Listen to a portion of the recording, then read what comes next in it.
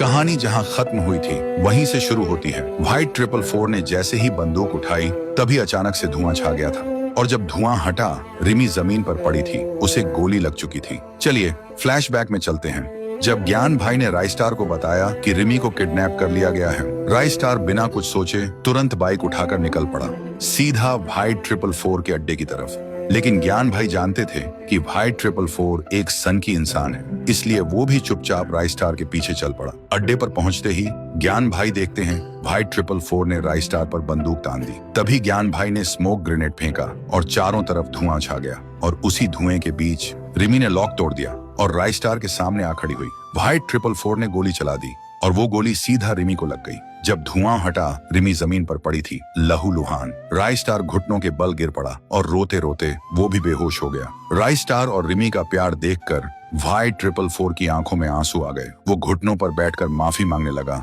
और बिना वक्त गंवाए रिमी को अस्पताल ले गया।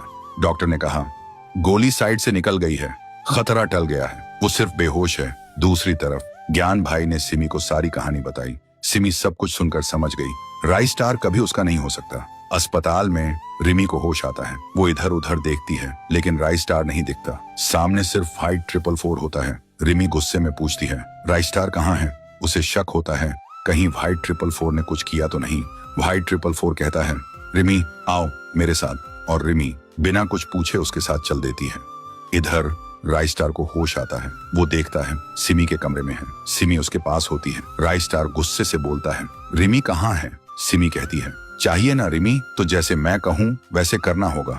राइस्टार बिना सोचे हाँ कर देता है। सिमी उसे एक ड्रेस देती है और कहती है, ये ड्रेस पहनकर क्लॉक टावर जाओ, वहीं मिलेगी रिमी, इन्हीं कपड़ों में। राइस्टार बिना कुछ बोले निकल पड़ता है। वहीं दूसरी तरफ व्हाइट 444 रिमी को तैयार करवा रहा होता है। ज्ञान भाई भी वहां होते हैं। रिमी के मन में आता है, कहीं ज्ञान भाई से तो मेरी शादी नहीं करवा रहा।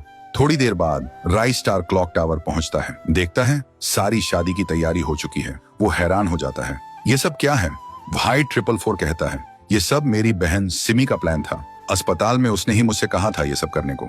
राइस्टार मुस्कुराता है और फिर शादी हो जाती है रिमी और राइस्टार की। व्हाइट 444 और ज्ञान भाई दोनों खुशी से झूम उठते हैं, लेकिन सिमी घर में अकेली रो रही होती है क्योंकि वो जानती थी राइस्टार कभी मेरा नहीं हो सकता। तो दोस्तों, आपको ये कहानी कैसी लगी? कमेंट करके जरूर बताना।